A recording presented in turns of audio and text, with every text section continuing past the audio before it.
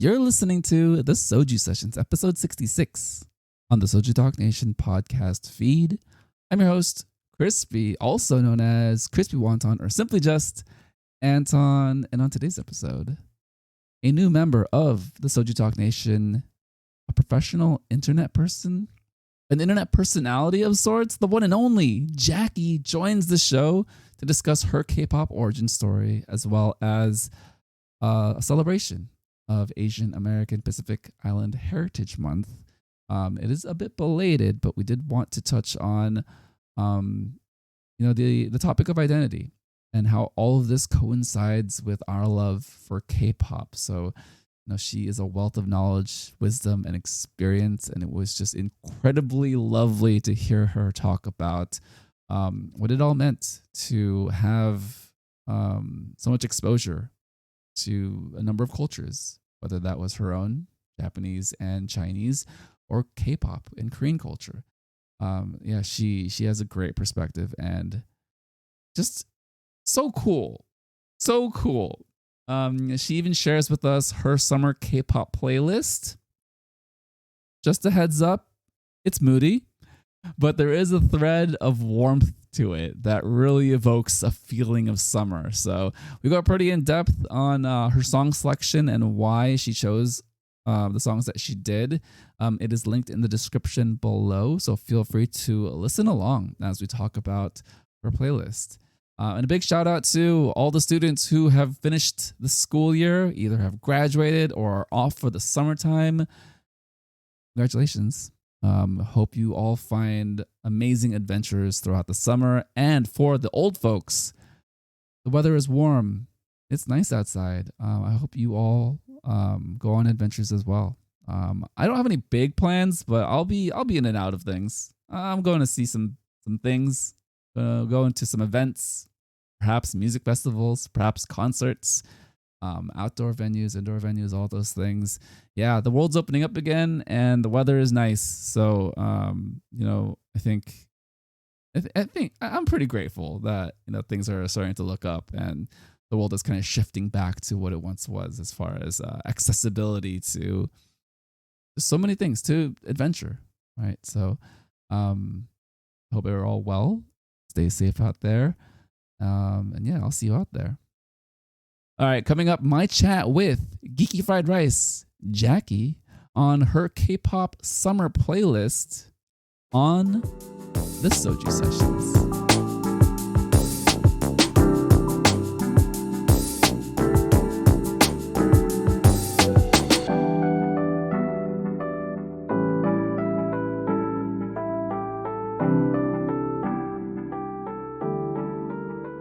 Joining Soju Sessions, a very interesting person, a very charismatic, well-rounded person of many interests, a very cool person, someone who I've met on the Mindset by Dive Studios Discord, and I thought, this person is incredibly interesting. Let's have her on, the one and only Geeky Fried Rice, also known as Jackie. Welcome to the show. Thank you for having me. Of course. So we talked a little bit beforehand just to kind of, set the table, and I could not talk. I was trying to figure out how to do this show, and for some reason my brain was like, this person is so cool. This person is doing all the things. I want to live life like her. But I had to put so boring. Please, I had to pull it together, and now we're here. So Jackie, thank you again for coming on. This is going to be a ride. Let's start where I always start with a lot of our new guests. Tell us about yourself. What is your K-pop origin story? Where did it all begin, and who are the first artists that you listened to? So I'm very baby in this. I'm not a stranger to the Asian music industry by any means. However, we'll probably get into that a little bit more later too. But I want to say that I really started heavily listening to K-pop probably in the last 2 years, I want to say. So it was very much a working from home journey, if you will. And it was BTS. And it was BTS in the strangest way too, because it wasn't intentional by any means. Because I kind of knew of them, but not to the point where I would hear BTS, but in my realm, in my world, I would hear behind the scenes, because I do come from entertainment and content creation and everything like that. So that's what that term meant to me in my brain. And I tweeted about that, and one of my friends is like, "Do you want me to tell you about BTS?" I was like, "Yes, tell me all the things." And we ended up watching one of their live stream concerts, and it was microcosmos themed.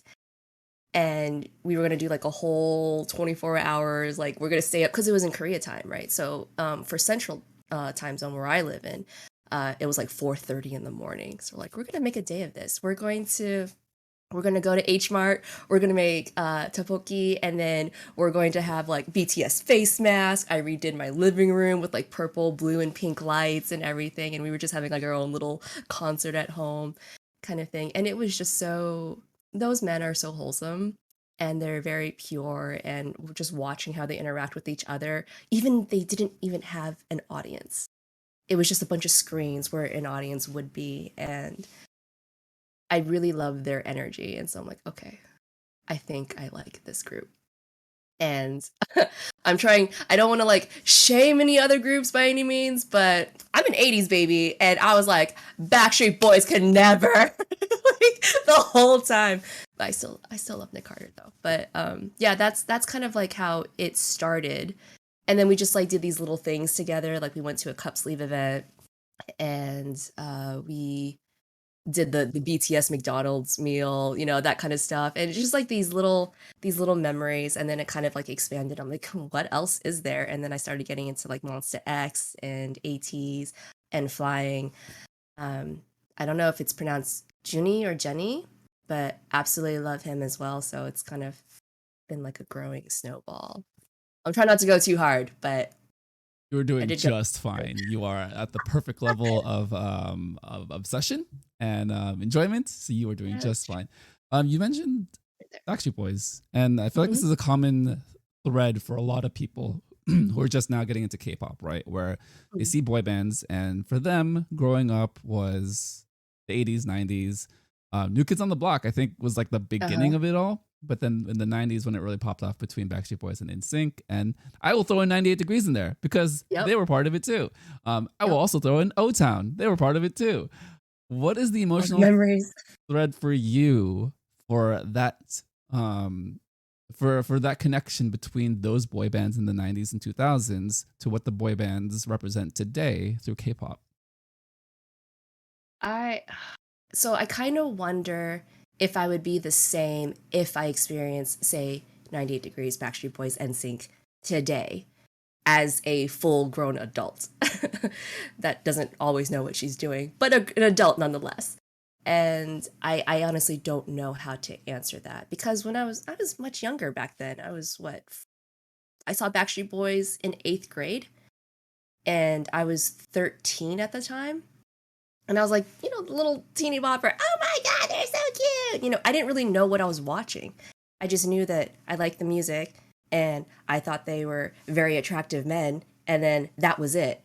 Whereas today, I'm in my mid 30s now, and I see that I'm like, I love the music, very attractive people, but I look for other things. I look at how they treat each other. I look at how they treat their fandoms, how they treat their fans, how they conduct themselves in the public eye, things like that. And then that kind of like helps me determine whether or not, like, I guess the best term would be if I stand them or not. Because there's some people out there who are like, I think I'll just stick with the music, you know?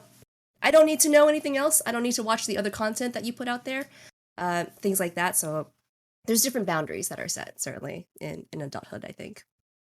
Yeah, no, it's fascinating to see kind of everything coming full circle, right? With kind of the popularity of music and just the forms it has taken over the past few Mhm. decades. Weird to say, decades coming from the 80s. Right. But I think it's just a really interesting time where, as far as the global representation of Asian music, it's Mm. K-pop, right? And me personally, I think it's really cool just because other people who wouldn't typically be exposed to this genre or this culture, or just East Asian culture in general, throughout the past 10 years or so are now getting into it, which I think is always a net positive when other cultures are taking the spotlight in a number of ways. And that kind of brings me to kind of the main reason I wanted to have you on. So the Mindset Discord had host events from time to time, and we had you on to come up on stage and talk about your life story, and I just ended up interviewing you. So I'm going to interview you now. You talked about Asian American Pacific Island heritage, Mm. your background and your reflections on it as a person. Take me through that. Take me through kind of the first time that you started to reflect on what that meant to you, and kind of the importance, as an adult now, and kind of what you glean from that self reflection. Mm. Well, I will say that it's never ending. Uh, every day I kind of learn a little bit more about myself, and it's kind of bittersweet in a way because there's part of me that's like, I'm embracing who I am. This is amazing. And then the other part of me is, I wasted so much of my youth not knowing because I let so many people kind of push me around in terms of what I should be or how I should look, how I should sound, and things like that. And I allowed it to happen because I thought that was kind of like the norm. And so growing up, I didn't in childhood, I never saw myself as Asian, as silly as that sounds. Um, because all the media that you take in, all everything that you look at, there was never any Asian representation. And if it was, it wasn't done in such a way where there was positive reinforcement behind it, I guess, is the best way to say that. And one of the best examples I can give is, you remember the original Power Rangers? Yeah. The like Jason, Kimberly, Trini, like all of them. Um, I never wanted to be Trini. I always thought she was not as pretty, and she would never be a front runner or anything like that. And that's the mindset that I had growing up as a child because the Asian person was never at the front, was never shown in such a way where, they were badass, or the hero, or just even the main character in any genre. So outside of like, that's in Western media, I should say, because I grew up with a lot of like Cantonese movies and actors and actresses too, thanks to my mom. But in terms of what I saw every day on the television, it just wasn't there. And that didn't really start bothering me until like maybe middle school. And I so just a little bit of a trigger warning, there is going to be some not so happy memories that are tied to this. So just as an FYI to the audience, I remember being in 8th grade. And when you're that young, you kind of like talk smack to each other, like your mama jokes and all that stuff. I remember this one guy took it so far, and he looked at me like we were going back and forth and laughing and everything, and then he looked at me and he started barking at me. And then that he said that he was speaking my language. And I was like, "What?" I didn't know what to say. I kind of, I guess, if I remember, like, I think I laughed it off, and then I kind of walked away because I had no idea how to respond to that. And then it really started like, well, like, am I different? And then for the first time, like, I noticed that I have black hair, and I have a little bit more melanin to my skin tone, and it was kind of like seeing myself for the first time. And then I kind of put it on the back burner because that was like too much for me to process. And it wasn't really until, I want to say, the last 5 years or so, kind of like growing up in not growing up, but like having a more career oriented path in entertainment, and like I said, content creation and everything like that. I started like really understanding what representation even meant, and the impact that it has on people. And that's one of the reasons why I really like Mindset, is because yes, there is a diverse cast of voices, but it's very predominantly Asian. And so you have Asian American, and I was just like, oh, this is my new home. I have to help I work a lot in community. I work a lot in growing fan bases and everything. And so I was like, I have got to like add my voice here whenever I can. I don't want to be overbearing, but I just want to cultivate that because that is so important for me.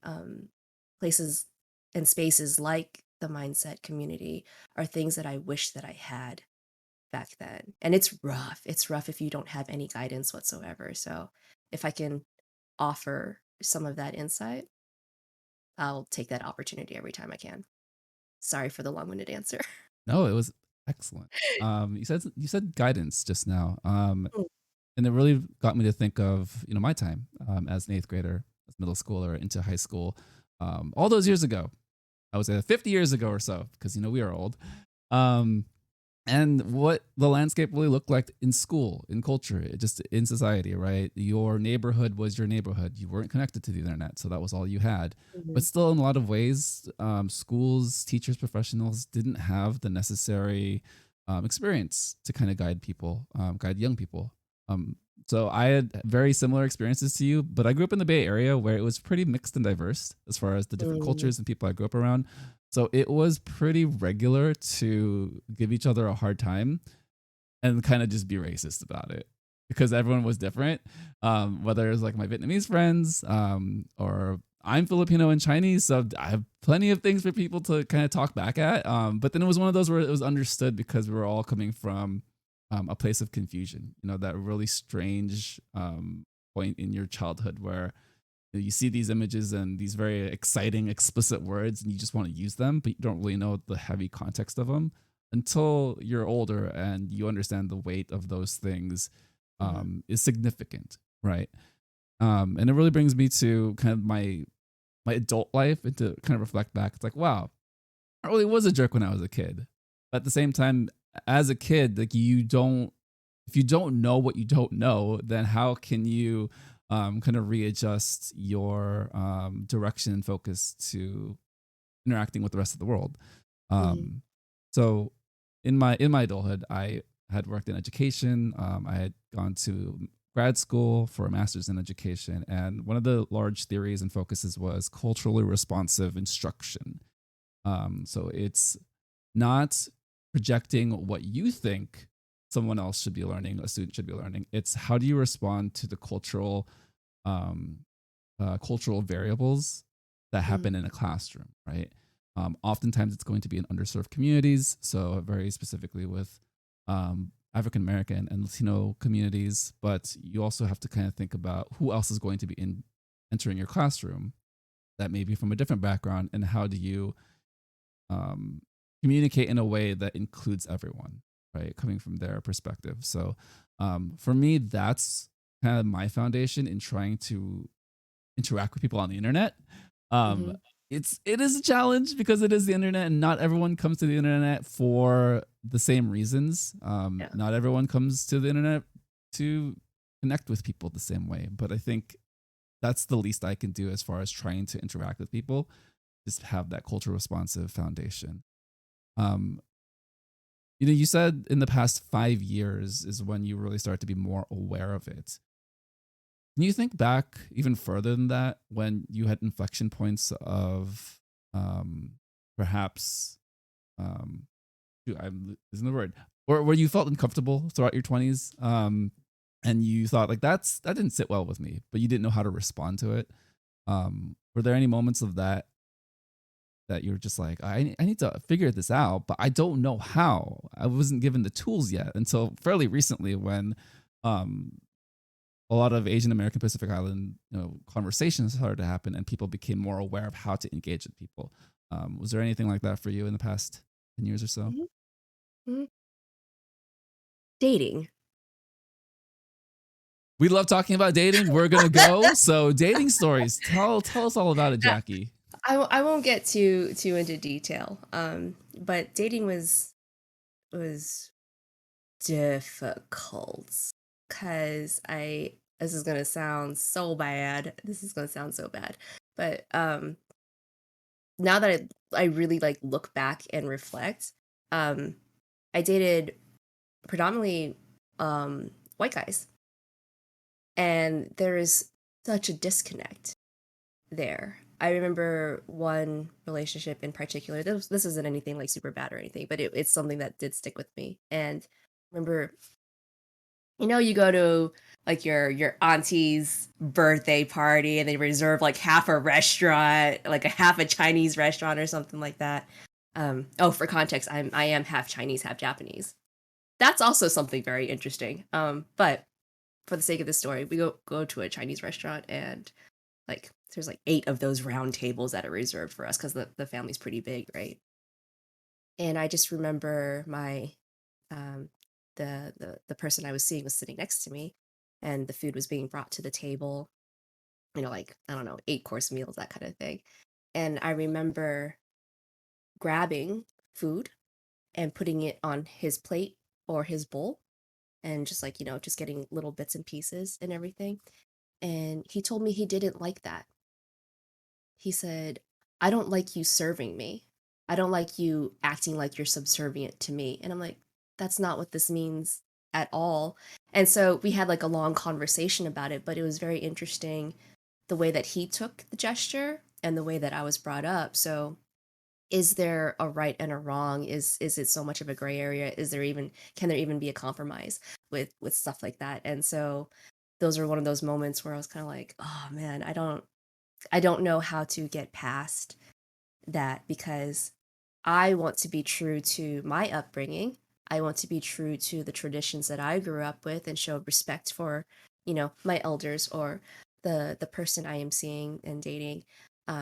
But I also want to take into consideration his feelings. But it seems like it's like a no-win situation in moments like this. So there's like little things like that throughout dating that excuse me, that kind of stuck with me. And I like dating is just difficult in general. I think we all can agree with that.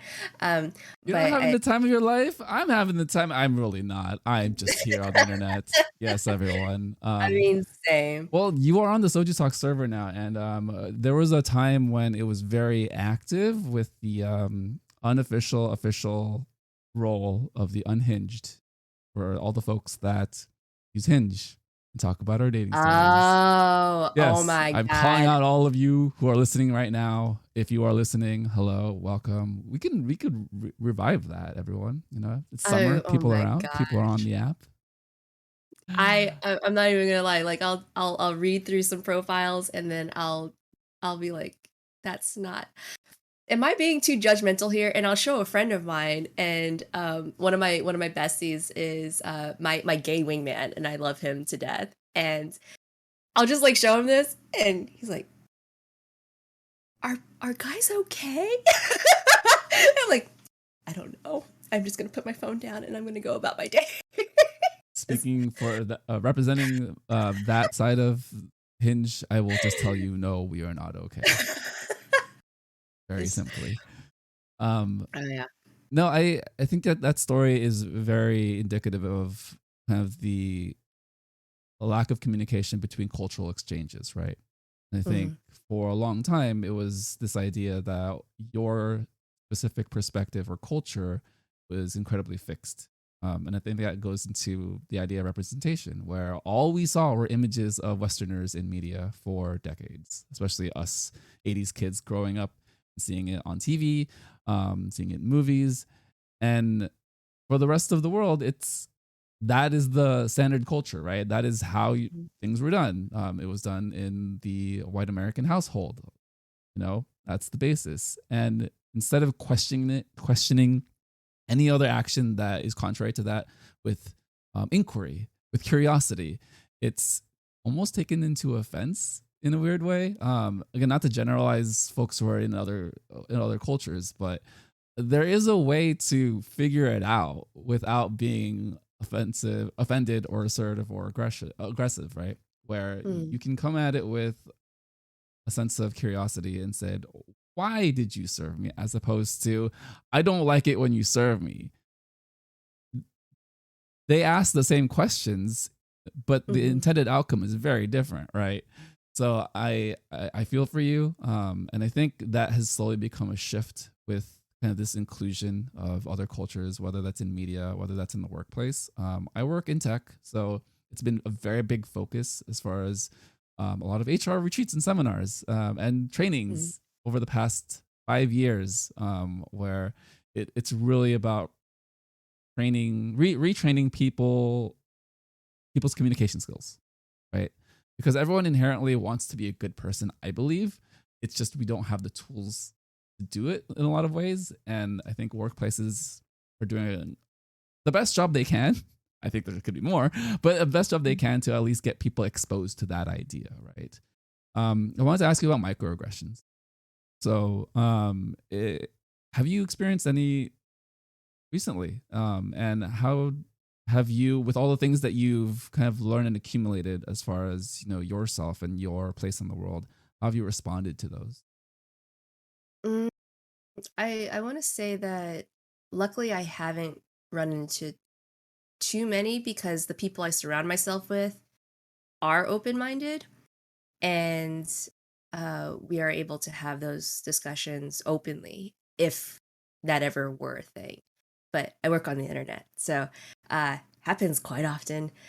And I remember there was a little bit of a spotlight on me quite recently, and I have my photo up, and it was the outfit that I wore to the Eric Nam concert not too long ago when he was in Austin, and I looked presentable, and I thought I looked super cute and everything, and they're like, this is Jackie. She does this, this, this, and this, and I just remember a couple of comments are like, well, can you actually focus on doing your job rather than checking a bunch of boxes?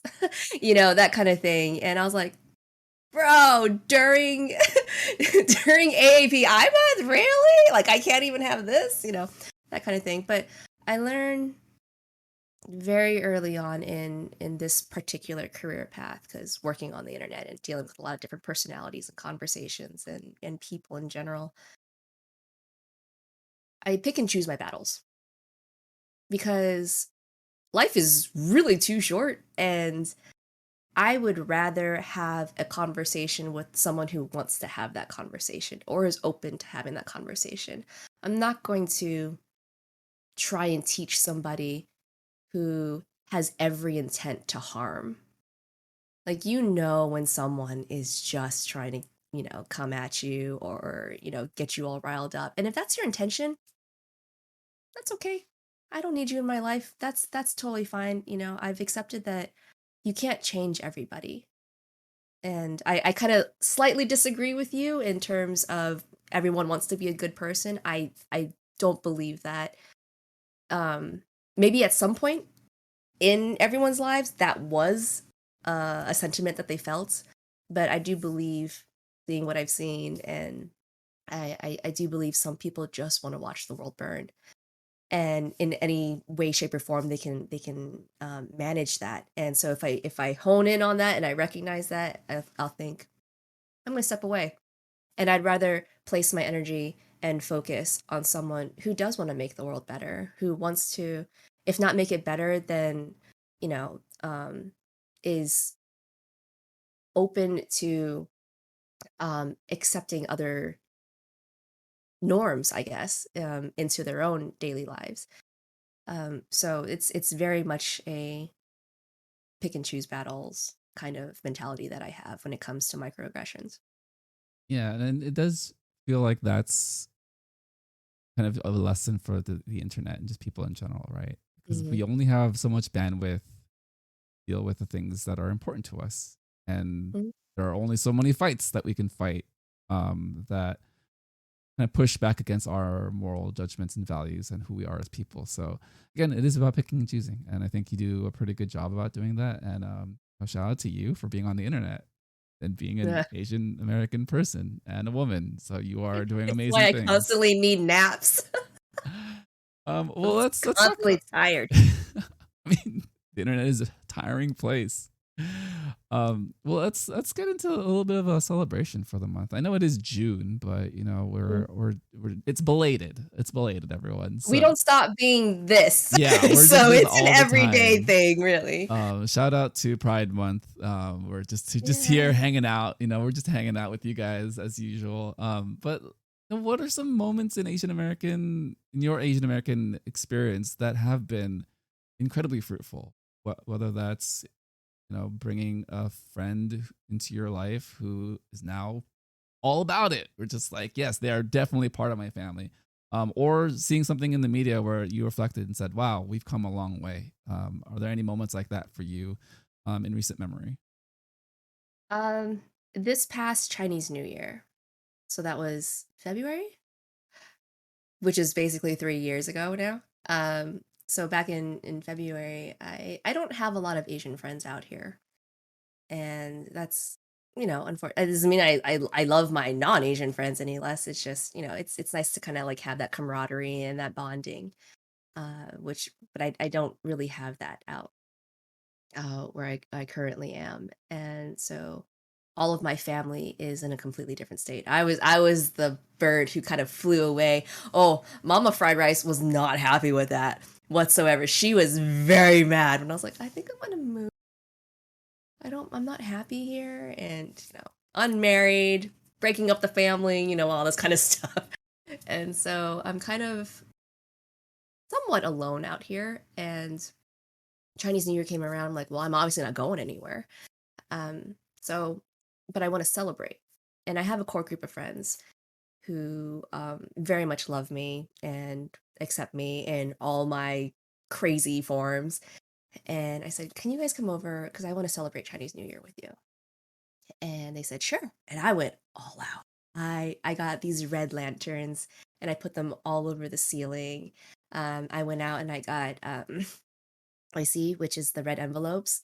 I went on a hunt for those. Oh my god. I ended up at a Hallmark. I'm like, there's no way that there's gonna be like red envelopes here. And they were the most American.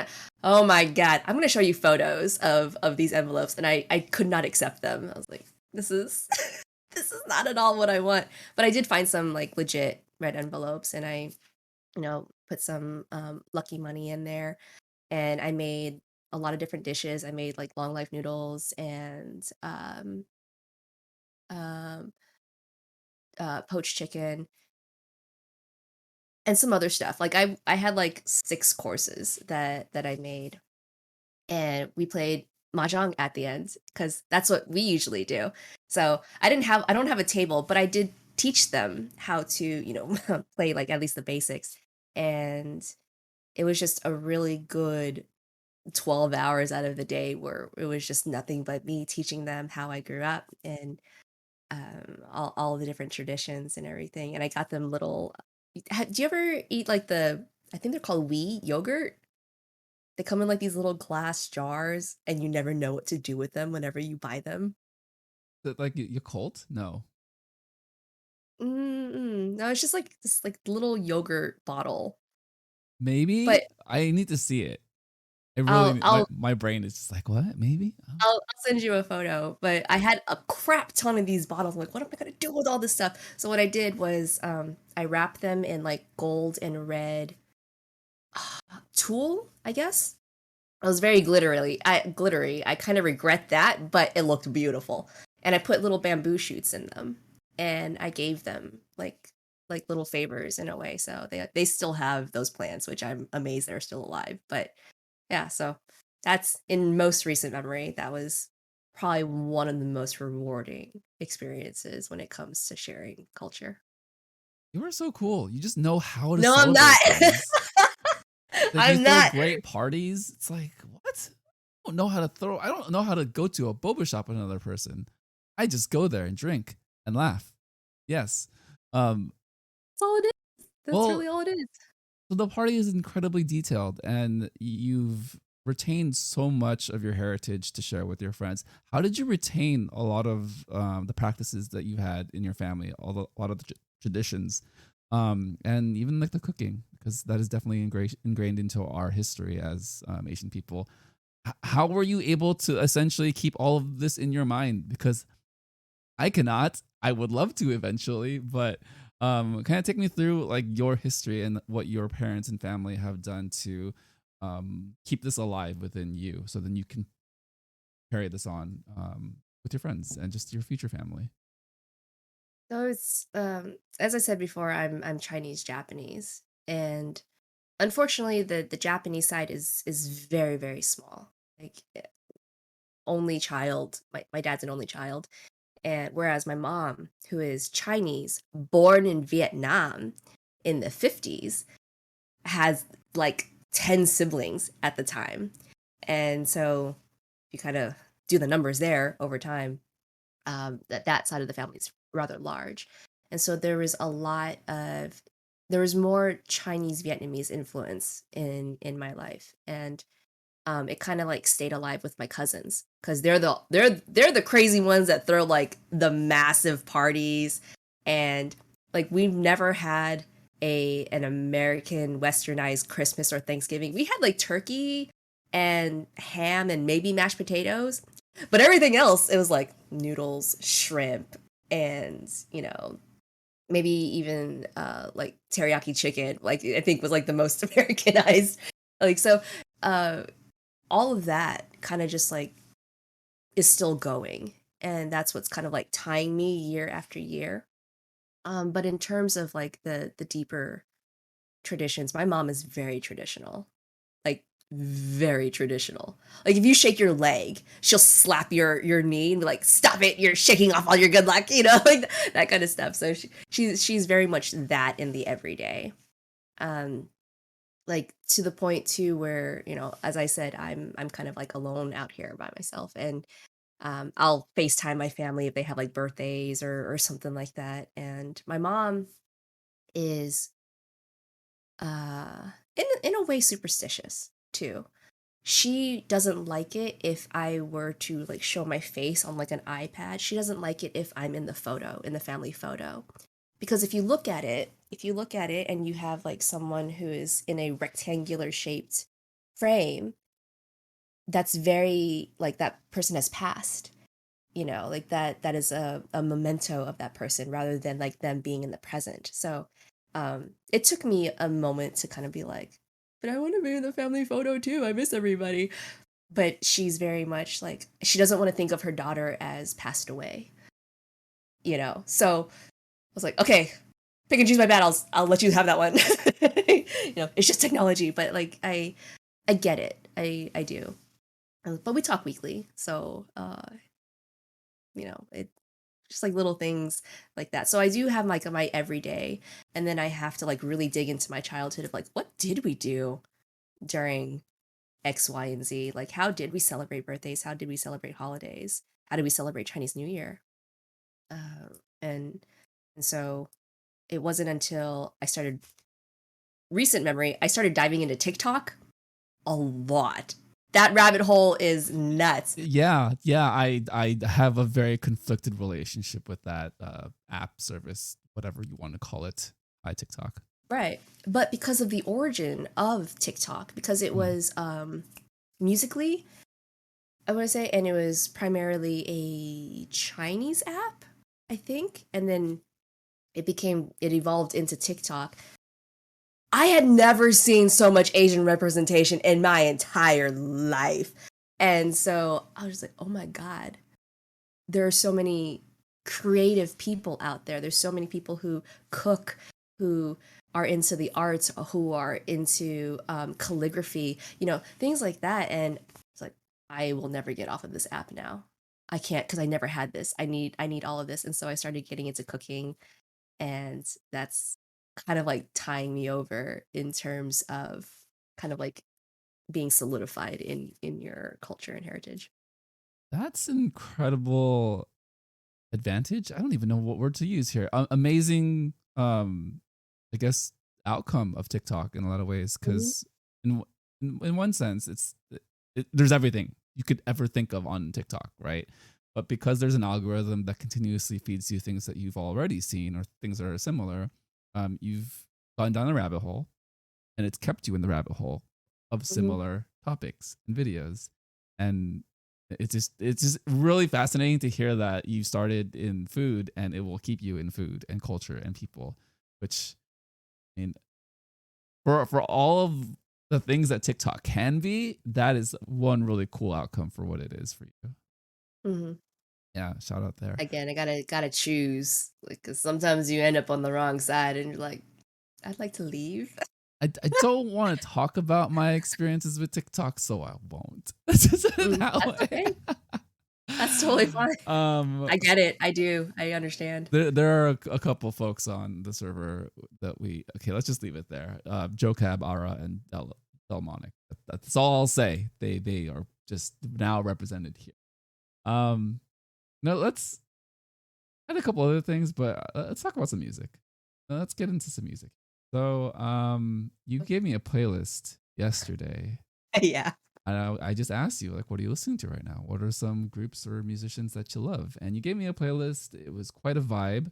To me, it felt like a very summer nights playlist, right? And I feel like Mhm. this is a great introduction for K-pop listeners, like new K-pop listeners, of what seasonal K-pop can feel like and how it can really capture the theme and feeling of a certain period of the year.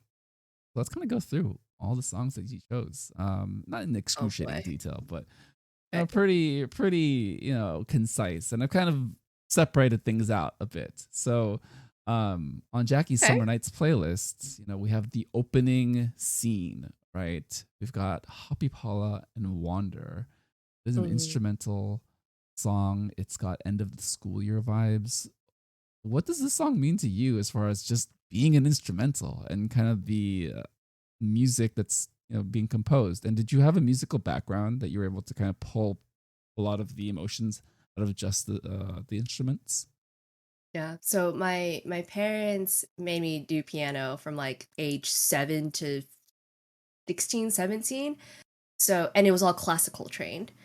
It wasn't that's a whole other topic, probably a different show entirely, but I was around a lot of orchestral influence. And when I heard this song, I cried. Like I didn't even I was probably like in the first 10, 15 seconds like, "Oh no, string instruments." I So I much love string instruments. I love cello so much. I could never play it. I can barely lift one, but it's such a beautiful instrument. So when I found this group, um, they are probably one of the most skilled. And I love a group who can also play their own instruments as well. Regardless of whatever the instrument is, I don't care. But if you're multi-talented that way, I stand even more. And so when I listened to this, it just hit me in the right way. And I'm very like you made a comment like earlier. I think when we were getting set up for this, that I'm very moody. I like getting in the feels. I like being able to, not everything's gonna be a workout song for me, and like, but there's like a different type of vibe. I kind of like the chill. I kind of like if I hear something and then it immediately paints a picture in my brain, then that's a connection that I have with that. And the picture could always be different every single time I hear, but as long as it kind of like crafts that, I gravitate towards music like that. How to be friends? That's the next question. Just no, that's How not to the be real. friends? That's not the real question. It's just in my brain. It's like, oh yeah, cool. We're the same. Got it. Nice. Just very vivid in our imaginations of what music and Mhm. inputs do to our minds. No, that's incredibly beautiful. Just to kind of hear your background with music and instruments. And this song encapsulates a lot of that. It's 5 minutes, I think, of Mhm. just instruments, and it's just like, what emotions am I going to feel on this playlist? Yeah, this playlist does take you on a very moody ride. We're gonna put these next two songs together as the party opening of the Summer Nights playlist. We have One Us, a song written easily, and 80s with Wave. Moombathon, Bro, Tropical House, got I some just energy. oh yeah, it's just I like so okay. there's a lot of like the bangers that are out there. The like the most popular tracks that are out there are not always my favorite out of an album that I'll listen to. Cause I guess the best way to describe it is that sometimes I'm very sensitive to like sensory overload. If there's too much happening at once, and on top of that, if it's like very loud, I will miss it and or just shut down. Like I can't process everything that I'm hearing. But if you have like a solid like beat, a rhythm, a melody that kind of like just is unique in its own way and I can like pick them out every single time, then it's easier for me to process. And like these songs just are just so good to me in that. And I love how everything is delivered and how everything is packaged. I don't know how else to explain those two, but they're also fun. I think they're just like really fun and I can kind of like dance around to it without tripping over air and being a potential hazard to myself. So, Yeah, yeah, no, both of those songs I are just very think they're fun. evocative of just like being in tropical environments, right? And I feel like it's like the perfect introduction to summertime.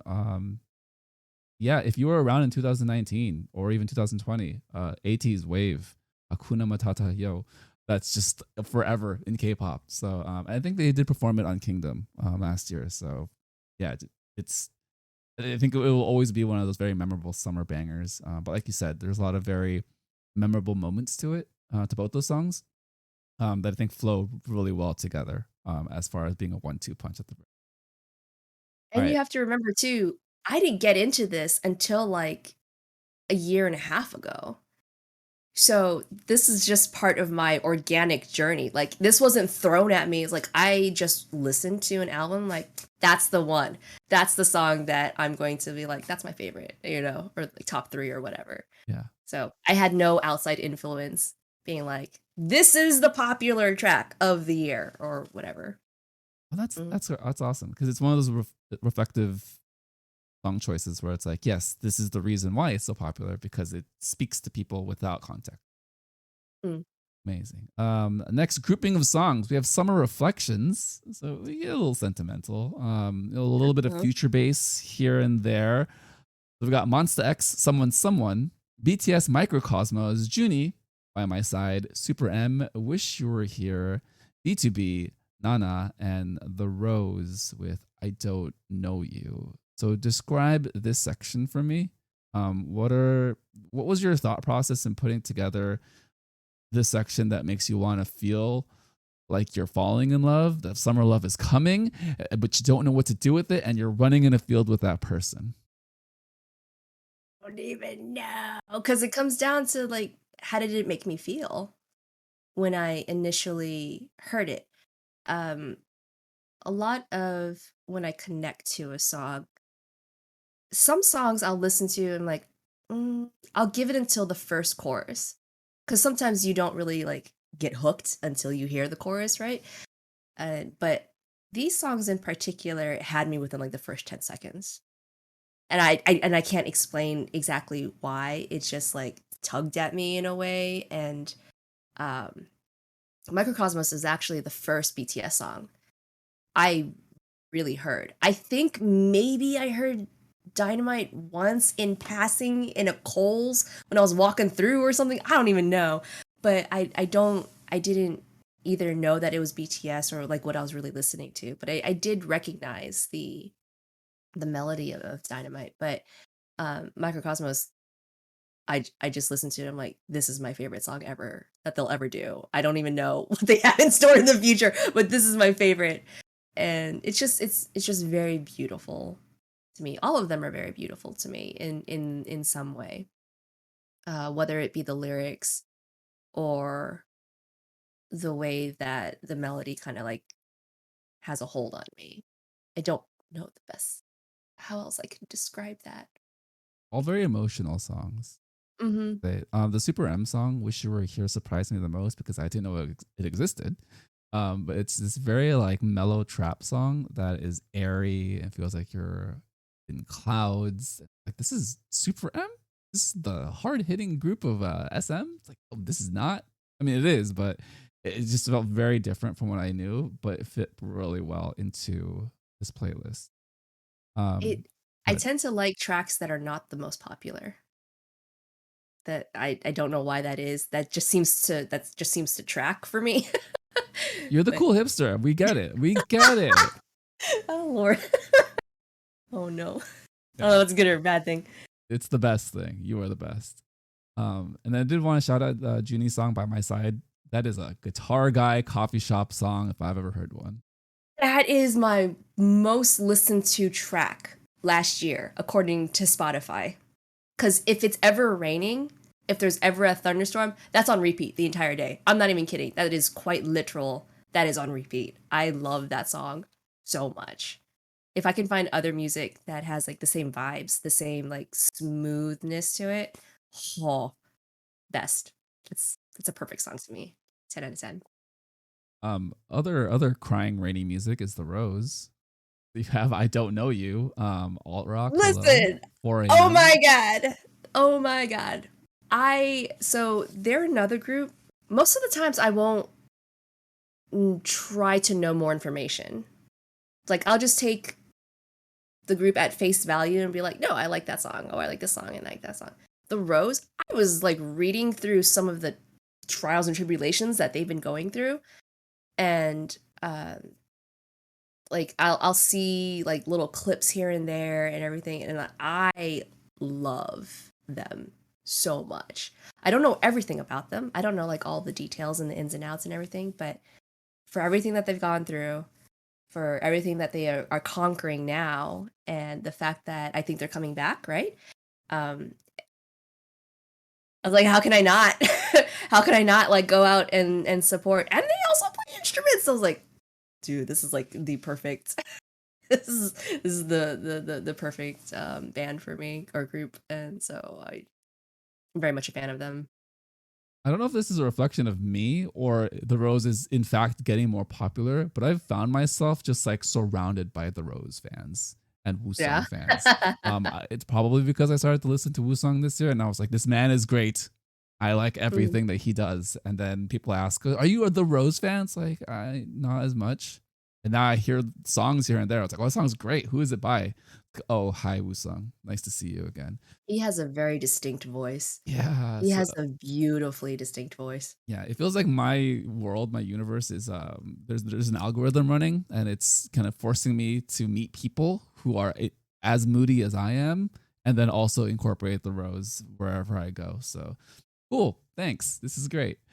Um, Next section, kind of the last late night summer tension is kind of how I Okay. feel about these songs. So we have N Flying, Moonshot, Oh, it's such a good SF9's song. Forever, Stray Kids with Slump, and AT's with Turbulence. So kind of take me through the emotional tension of these songs because I feel like there's a little bit of fire here, a little bit of stuff that you got to work through. Yes. Just yes to all. So funny thing, excuse me. Uh Turbulence and Wave actually share a riff. So it's in the beginning of Wave and at the end of Turbulence. I don't know enough about ATs to understand if there's like a connection, like if they write narratives in their albums or anything like that, but it's like the whoa, that little riff. It's in both tracks. So I have no idea if like there's an intention to connect the two. I actually don't even know what years they came out, but I was just like, oh, I like that. I like that they can kind of like play around with their own music. But Turbulence was another one that I heard it and I cried. Don't even know the lyrics. Didn't even I never read the translations or anything like that, but it just kind of hit something in me and I'm like, this is a beautiful song. And if I ever saw them perform this, I'm pretty sure I would cry. It's just one of those Slump by Stray Kids. It's a very fast-paced song in terms of lyrics, and I liked what I heard, and then I started reading the lyrics and I'm like, either they or I need a hug because those lyrics are very deep, and I don't think that they go too hard in terms of sentimentality in the words that they have in their music, but this one like hit me some kind of way, and it was just a very emotional It's just a very emotional connection because I'm trying to remember exactly, like, you're out there and you need to be like your best, but you have no idea if your best is even going to be good enough because you have all these eyes on you and all this stuff. And like, oh, like I feel like they're actually speaking to the audience and to anyone who would listen to the song rather than just saying words. You know what I mean? Yeah, they're talking to their story. Hmm. They're letting the story live out through the song, which I immediately got that. So like I grouped these songs together. I was like, wow, all of these songs are going through something real hard Hmm. right now. Hmm. This section just like had me pause and like, okay, maybe I'm going through something because I'm feeling a kind of way. But no, that incredible, incredible. All right, so the last section we have summer wind down. Oh, it's kind of the end of How summer. many songs did I give you? 17, I quite a bit. just said songs. Um, Okay. and it's kind of that late August going into September. It's still super hot, but the days are shorter. Hmm. And for students, the school year is about to come through, but now you're getting in that mode of reflection. So we have Stray Kids with Waiting for Us, Poppy Paula, One More Light, Monsta X, You Can't Hold My Heart, and Monsta X, One Day. Um, I feel like there's a lot of instruments being used in this section. I think Poppy Paula is like that key music point where it's like, this is what it's all gonna sound like. Mhm. What came to mind putting these songs together?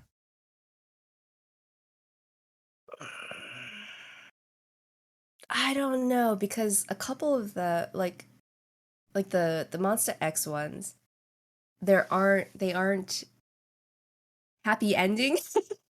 Kind of like it's actually kind of sad when you like really like listen and read the lyrics and it's like, oh, like who broke up with you? Like, that kind of feeling. But it's done in such a beautiful way where it doesn't like it pulls at the heartstrings, but it doesn't drag you. You know what I mean?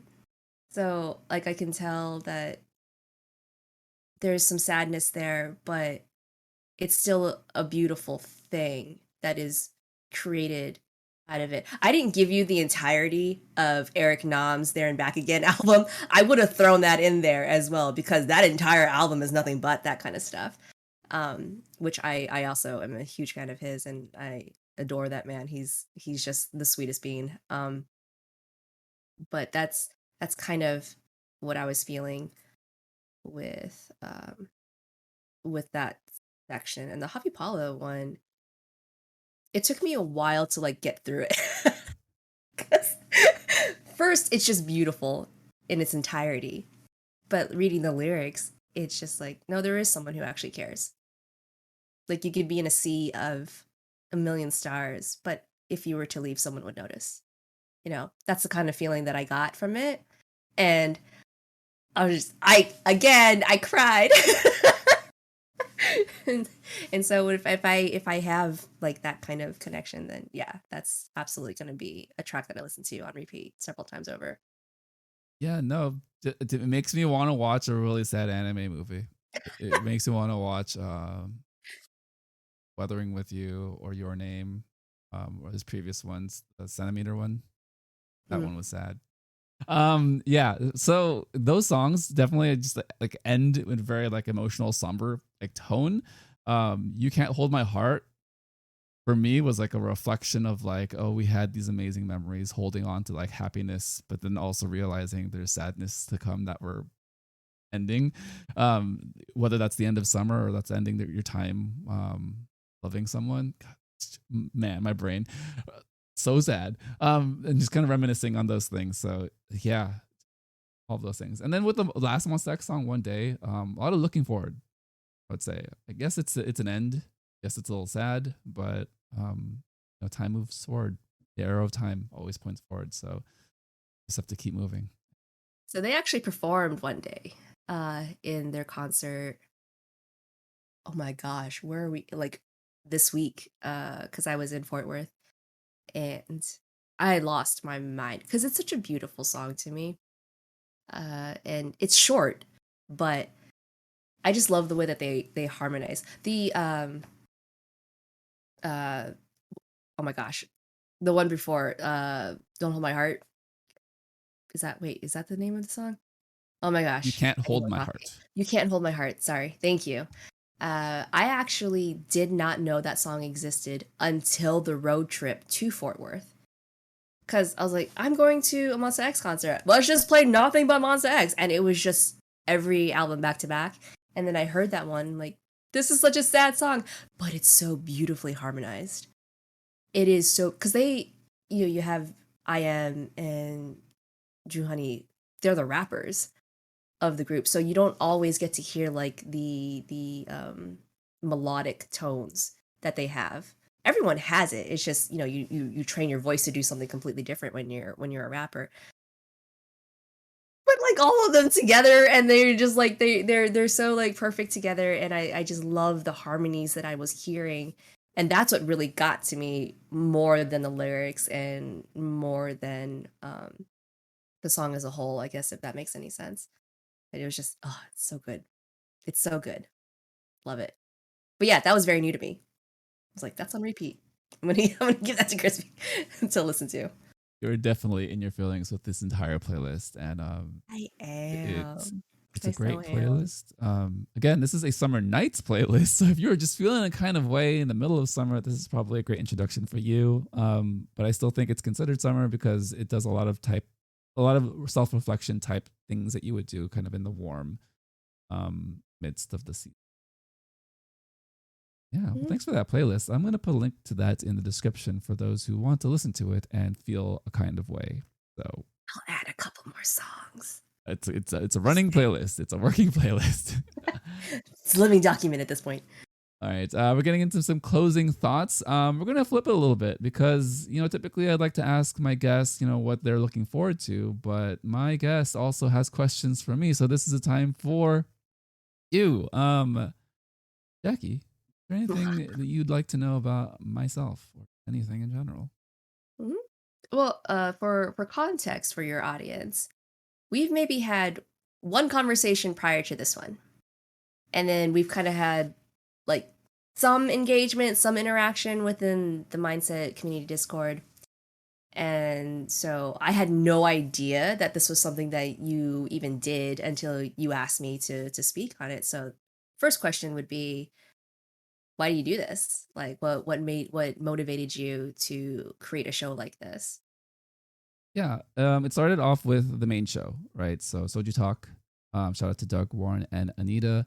They created a show that was really inclusive and accessible for us K-pop, covering new music, the types of conversations, and they spoke to K-pop news that was very different than what you would find on the internet, where it was objective, it was understanding of the real people that it was affecting, but also kind of the consequences afterwards, right? So it's like three very specific things that was not typical of the internet. So for me, it was my way of reconnecting with something that I really loved and an interest. So instead of just being on Twitter, Instagram, TikTok, eventually TikTok, or Discord, and just typing things out and reading words on a screen with no emotional context, I decided I have friends here. I had two friends at the time who were just like down to do it. Shout out to OP and Koala. And we just started recording. It started off as an after show to kind of just rehash what the main show did. And then it kind of evolved into I'd like to get to know people because K-pop is about people. The internet is about people. Let's find a way to connect with those stories because everyone has a unique story, background, and history. And then maybe, we can do some good in the world and get a lot of different voices out there. For me, I just prefer talking to people as opposed to just writing things on a text, on text on a screen. Not to say that I don't use it advantageously at times because sometimes you just need to just be on Discord and just do the things there. But um, this is kind of my way of kind of growing with what K-pop means to me and what being Asian means to me. Because again, it was always about finding a medium that was the avenue to represent Asian culture. And K-pop was blowing up in the late 2010s. I would say around 2018 was when I got back into it. And it was just like, oh, yeah, that's cool to see Asian people like on screen in music. And it coincided a lot with Crazy Rich Asians. I always use that as a cultural touch point in media because that was a time when Hollywood said, yes, this makes money and we can incorporate people that don't look like the norm. And then tell genuine stories. And then I would even draw that line all the way up until this year, where we have Everything Everywhere All at Once being probably one of the best movies of all time. I will say I freaking love that movie. Michelle Yeoh, you are an MVP. So yeah, I just think for me, it's really about connecting with the real people behind the thoughts and ideas of these interests, right? And the Soju Talk community means a lot to me. I know there's a lot of people from a lot of different backgrounds, a lot of different ages. You have young people, you have mid-20s, you have older people. But I think sometimes it's easy to forget and get lost in just being in channels with people because you interact with them so frequently and you start to normalize, oh, you're just a screen name on Discord. So I want to, at least for myself, reincorporate people as real people, because the pandemic has done a lot to kind of separate that reality, right? The world is opening up again, which is great. So now I want to incorporate real people into this space. So kind of finding that blend moving forward. Kind of the long-winded answer to your questions. This is why I do it. It's to find a real human connection behind things that we love. Oh, that's good. You're a bridge. Thank you so much. Oh, that was quite simple and beautiful. Thank you. No, that makes sense, and that kind of supports my. And not everyone's going to agree with me, of course, but that kind of supports my idea that there's a difference between community and fandom. Like, or I see fandom as more like they're here for the thing. They're here for the product, whether that be music, manga, anime, like movies, anything like that. Whereas community, like you're more for the people. You came for the content, but you stay for the people, kind of thing, because you have those deeper connections. Like people become friends, people get married, like they just form these relationships with people. And so I gravitate towards those who like to cultivate that community. So long-winded answer to say that I'm glad that our paths crossed in the mindset community. I think that's really cool. Thank you. I'm glad our paths crossed as well, because as soon as you started speaking, it's like I have to ask you questions. I've seen that comment quite often when I try not to get distracted if I ever am invited to, hop onto a stage or anything like that. But like, I'm not trying to, myself, but it's pat yourself like, on the back all you want. You are the guest of honor. She speaks so well. And I'm like, do I? and I said before, like I'm no stranger to being in front of a camera, but I always have that voice in the back of my head of, did I say the right thing? Did I say it in a right way? And does it actually sound like I know what I'm talking about? But no, it's just it's a good place to be. And so, excuse me. But so I'm really glad that I'm finding people like you know, like Crew, Angela, Brooke, all of these lovely people that have a common interest, but it just becomes like this beautiful garden of different things that you learn about so many different people. So I love that discovery phase. That's really pretty to me. Wow, that paints a vivid picture in my head. See, that's what music does to my brain. That's why I made that playlist. Yeah, I'm moody. I'm moody. You're moody. I'm moody. We are very much the same. I see colors all the time. So my final question, I guess, for you is for the Soju Talk community. You are very new here. What is some guidance or wisdom that you would like to, just a very general sense of how to navigate the internet and the importance of media literacy? And you don't know what you don't know. I've said that. I said that earlier. But how would you kind of guide and direct a young person or just anyone on the internet to be more fluent and learn more about media literacy as far as how to engage with another human being online. Because if you're never taught it, if you're never aware of it, then it's really hard for you to develop those skills. And the internet is not necessarily the place for that. You kind of need a social background with real Mm-hmm. people. Um, what's your advice as far as learning about that for other people? First and foremost, not everyone deserves your energy. That is a lot more difficult in practice because you'll see something, you'll read something, and you know it's a bad thing, and you immediately want to go after it. You immediately want to respond. You want to say something, and you got to pick and choose your battles because what is your end goal here?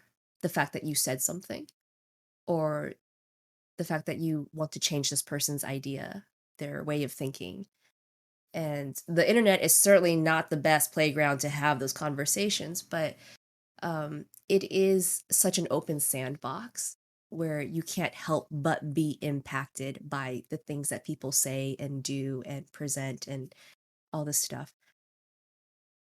And as difficult as it is, not everyone deserves a response from you because they don't have the same end goal that you do. Again, some people just want to make things bad and they don't care how they get that done. They just want to present or represent something that is really bad and negative and finds pleasure in dragging you down with them. So why would you give them that energy? Why would you give them any second thought, any first or second thought? Um and so also along the same vein of the internet being an open sandbox, you're going to have a lot of different people that come and go that have different lifestyles, that have different backgrounds or different parts of the world that you probably will never see, and they all have like these different experiences that you can learn from. But a lot of times, the best way to learn is to just shut up and listen to them because you're not going to have the same life experiences that you do. I will never have, even though we have similar backgrounds, I'll never have the same life experience that you do. I'll never have the same life experience as someone in the Black community, um, or someone who lives in, I don't know, Thailand, New Zealand, just any of these other places. And so if you want to learn, listen to them. Don't just hear the words that are coming out of the mouth, like really listen to them. Because again, not every interaction needs your input. Sometimes just, all right, teach me all the things is serves you so well in the long run. And honestly, if you try to engage with every interaction you ever see on the internet, you're just going to tire yourself out. Life is exhausting enough as it is. Why would you want to add more to that? But those would probably be my top two tips in terms of how to kind of like navigate this crazy part of the world that we call the internet. Beautiful. Not every moment needs your attention, and listen. Hmm. Did I summarize that well? Yeah, that's that's practically it. Like Beautiful. take the mindset. I was about to say Slack channel. The take the mindset Discord community. There's a lot of conversations that happen there. Like I can engage in a lot of them, but I choose not to. I choose. What's the best way to say this? I dare say that I'm probably part of the demographic that is a little bit scaled a little bit older. And so therefore I know the ongoing joke is that I'm the Discord lawyer, but I feel like I'm more of kind of like the auntie than anything else, or the big sister if you wanna go that route. And so I kind of want to insert myself in places where I can offer guidance or insight or say things without like being what's the term? Not on the nose, but like more off the nose than anything. So like the story time prompts that pop up. I'm just sharing my experience because I know that that will speak to somebody. I don't know who it's going to speak to, but I like to respond to the prompts that kind of have a deeper meaning behind them. Like, when do you feel you're most lonely? Kind of prompt is, well, I have moments like that, but I'm alone, but I'm not lonely. And so I'll take those opportunities to kind of like help people understand those two concepts without actually being like, I'm teacher now, you know. So those are the kind of ways that I like teaching without actually like explicitly being like, I'm going to educate you now. You know what I mean? I hope that makes sense. Yeah, yeah. There's a level of humility in how you communicate with people. I feel like that's just it's a skill to be developed in every walk of life, in every situation. Because I think being reflective and seeing what you don't know is definitely something to learn, and then also kind of expressing what you do know without talking down or talking over people is also another thing. That's something to learn. I don't know. You just got so much. We can go for like another 10 hours, but We probably could, quite honestly. Do you do a post show or anything like that? I have no idea. do I do any do I don't even know what I do. I'm just here. I just show up for the guests, to be I'm honest. just here. I'm not the main attraction. You clearly are. Nah. You are here. Everyone's here for you. Nah. I am only as good as the guests. The guests have been fantastic. You have been fantastic. You've been amazing.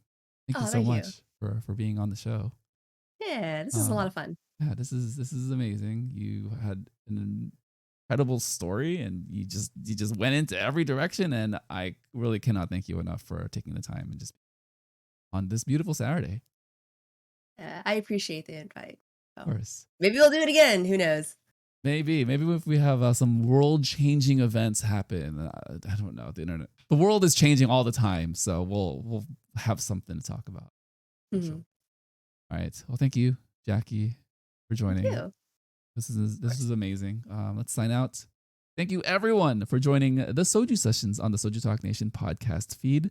Subscribe on YouTube, follow on Spotify, Apple Podcasts, or wherever you listen to podcasts, and continue the conversation on the Soju Talk K-pop podcast Discord. For Jackie, I'm Crispy, and this has been the Soju Sessions.